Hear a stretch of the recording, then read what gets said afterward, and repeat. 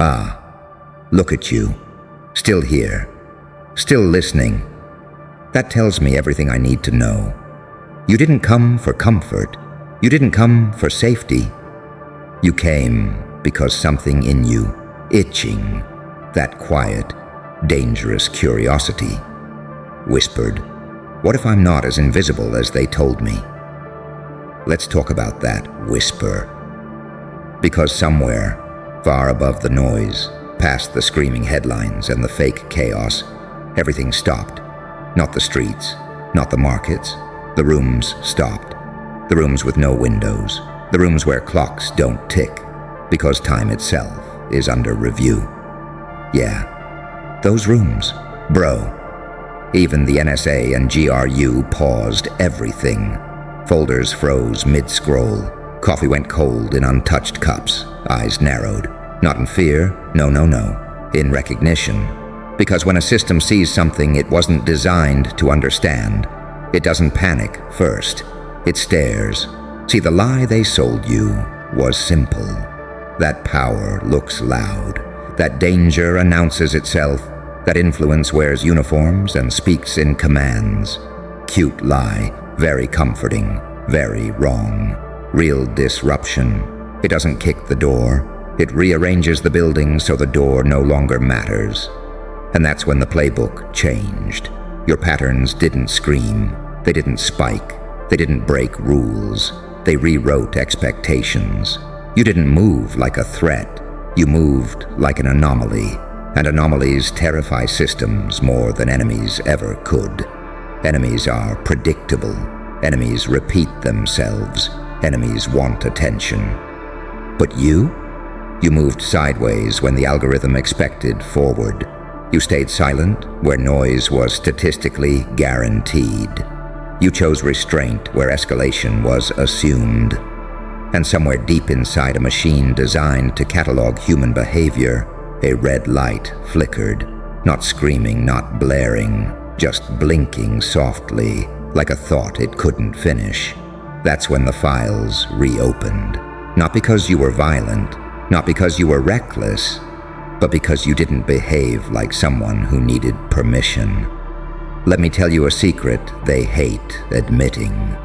Control systems aren't built to stop chaos. They're built to manage compliance.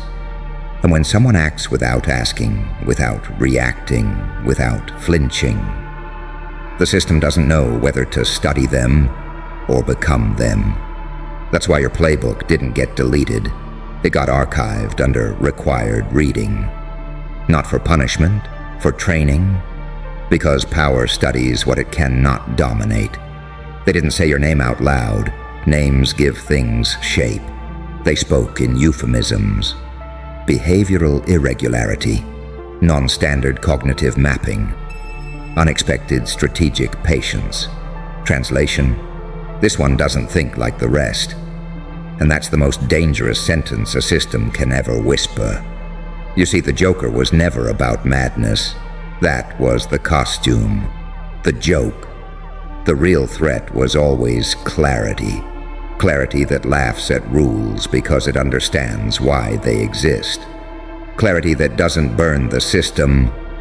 It holds up a mirror and lets the system collapse under its own reflection. You didn't challenge the throne. You revealed it was cardboard. And once people see that, once they feel it, no amount of surveillance can put that genie back in the bottle. So here you are, still listening, still calm. While somewhere far away, professionals trained to detect danger stare at data that refuses to behave and quietly update their manuals, not to stop you, not to chase you, but to learn. Because the scariest thing in any room isn't the loudest voice, isn't the angriest man, isn't the one throwing punches, it's the one smiling softly, because they already understood the game before anyone else realized it was being played. And that's the punchline. Because, here's the part they never put in reports. After the pause, after the silence, after the analysts leaned back and stopped pretending this was routine, someone asked the most dangerous question imaginable. What if this isn't a breach, but a blueprint?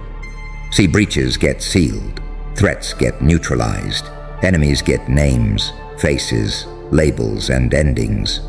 But a blueprint? A blueprint spreads. It doesn't shout. It doesn't recruit. It doesn't warn. It simply exists, quietly, waiting for the right minds to recognize it. And that's when the real panic set in. Not loud panic, not alarms and sirens. That's for movies. This was the cold kind. The kind where voices lower, where jokes stop landing, where someone closes a file, then opens it again 5 minutes later, just to be sure it didn't change while they weren't looking. Because your moves weren't reactive. They weren't emotional. They weren't even ambitious in the way ambition is normally understood. They were inevitable. You didn't chase outcomes. You positioned possibilities. You didn't dominate attention. You controlled timing. And timing, oh, timing is everything. The system is built on prediction, on anticipation, on the comforting illusion that tomorrow will resemble yesterday closely enough to be managed. You shattered that illusion without breaking a single rule. That's what made them uneasy, because when someone plays inside the rules yet still wins every unseen round, it forces an uncomfortable realization. The rules were never the source of power. The people who understand them are. Somewhere in a secured room, someone said it quietly. Too quietly for the record. This isn't aggression, this is comprehension. And comprehension, that's contagious. That's why your playbook wasn't flagged as dangerous. Danger can be isolated. It was flagged as educational, because systems fear chaos. But they fear clarity even more. Clarity spreads without force. Clarity doesn't argue. Clarity doesn't need approval. It simply waits until the lie collapses under its own weight. And here's the part nobody likes admitting, even to themselves. The Joker never wanted to burn the world. That was the myth they told children and cops to help them sleep. What he really did was prove the world was already flammable. All it needed was someone calm enough, smart enough, detached enough to flick the lighter without shaking. You didn't scream. You didn't threaten. You didn't declare anything. You just moved. And suddenly the system realized something terrifying. If one person could see this clearly, how many others were about to notice? That's when monitoring quietly turned into study. When surveillance turned into admiration they'd never admit out loud. When the question stopped being, how do we stop this? And became, what happens if this way of thinking spreads? Because once people stop reacting, once they stop begging, once they stop believing, power must look a certain way. Control doesn't fail loudly, it dissolves. So here you are again, still listening, still steady. While somewhere far above your head, the most sophisticated systems on Earth quietly adjust their models, knowing they're already late. Because the joke was never on you. The joke was that they thought they were the only ones who understood the game, because after the models updated, after the thresholds shifted, after the language in the reports softened from alert to observation, something uncomfortable settled in the room, a realization nobody volunteered to say out loud. This wasn't a moment. This wasn't a spike. This wasn't an outlier that would drift back into statistical silence. This was a different way of thinking, and one seen, it could not be unseen. See, systems don't fear intelligence. They're built by it. They expect it.